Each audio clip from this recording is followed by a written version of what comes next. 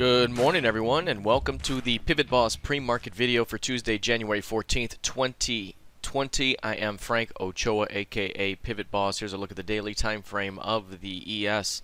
You'll see here that the ES has been trending higher, continues to hold on highs, and continues to be at an all-time high day over day as this thing continues to just push and plow forward. The last pullback into the PIMA trigger zone was a buying opportunity. Right here we're sitting just above this prior pivot high, and we're doing so kind of in a 4-day range at the moment. We have a narrow 4-day range that has developed.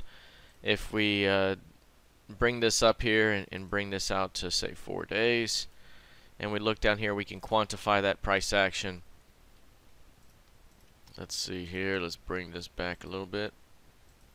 There it goes. And you can see over the last 4 days here we are registering as compressed. Obviously today is not finished and we may see a major continuation, but number one, we saw a pullback to the midpoint of that range here from yesterday, and we've seen it pop higher on that. But for the most part, this 4-day range is very narrow. The last time we were that narrow, again, we did see a breakout that led to a continuation. So all signs still point to more movement ahead and likely to the upside.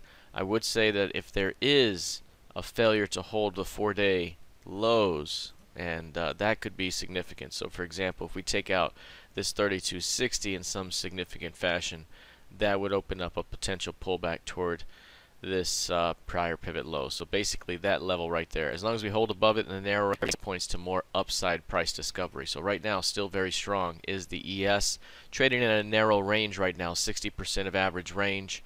And again, compression in the intraday time frame on the 233 tick chart with the pinching of the PivotBoss bands. All right, let's take a look here at the NQ. Let's pop that up. What you'll see here with the NQ is very similar price action. This market has a little bit more elongated profile here. A nice return to these lows here, rejection and a continuation higher. We've seen price really push past the prior pivot high, and it's right in line with what we've seen here this entire time in this uptrend. Again, we do have a narrow range here today that's holding the previous session's midpoint. That's bullish and very good. But if the price fails to hold that mid, it opens up more of a return back down. That little LVN right there is the most important. Just call it 8,900. It's basically this pivot high and that LVN, this breakout. We could come back to that zone, and that would be the best spot there to watch for strength ahead as this thing continues to show strength in this uptrend. You also see the PIMA trigger zones here, LVN, prior pivot high. Very bullish trend. We may be at a cycle high, so if we do pull back some, that could be a significant continuation ahead. Alright, so let's take a look now at crude oil. Now for crude oil, this one is on a path lower. We've seen a major rejection here off of the 65 level.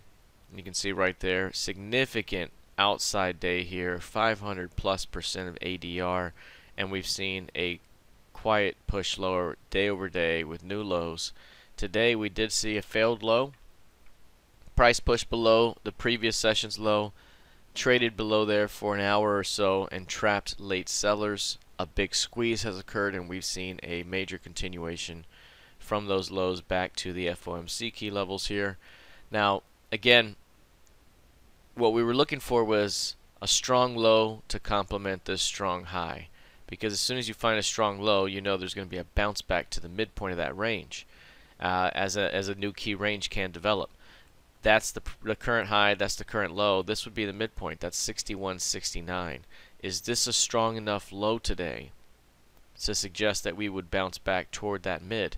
Right now, with the failed low below the previous session's low, it looks really good. Right now, we are also testing prices at or just beyond the previous session's midpoint. That's also very bullish, but can the market hold on here? Any pullback, even as deep as say 58.10, could still be a buying opportunity for a continuation higher today. And if this thing does prove to be a pretty significant rejection low here, then we would be pointing to this target here, which would be 61.69. Alright, let's take a look now at gold futures. Now with gold futures, we've seen an inability to really get off the mat here. We've seen price pull back here and kind of pull back off that low, but it wasn't really significant. We saw price do it again here and push back, and it looked much more ready to go. But then in the previous session here, we saw price pull back below the 8 period and just couldn't get lift. That's 3 days in a range there.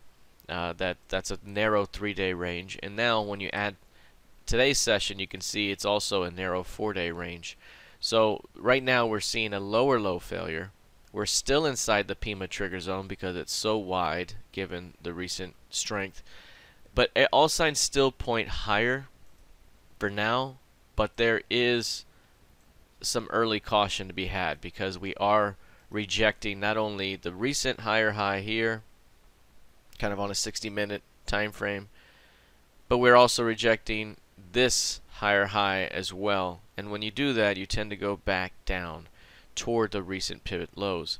And so there could easily be a push that takes you back as low as 1440 in the 200 and this prior pivot low here. But this market's been very bullish. We haven't tested the 200 in a long time. So even a pullback, say to 1525 or the HVN here in the 1490 to 1500 zone. Again, you know, any pullback in that zone could still be doable. But right now, it's still in the trigger zone. This market has still been very bullish. You know, it still looks primed for at least one more attempt higher here, especially if we can hold 1525. So we'll see how that develops. Again, with a failed new low attempting to develop today, it's very similar to crude oil here. But instead of it taking out the previous low and rejecting, which it's trying to do now, it took out the previous week's low, formed a box, and then a squeeze has occurred off that box. So as long as this thing can hold above 1541, more upside could be seen. Retest at 1541 could be defended on an intraday basis today. All right, that's it for now. We'll see how this develops the rest of the session. Good luck, trade well, and I'll see you in the trading room. Take care.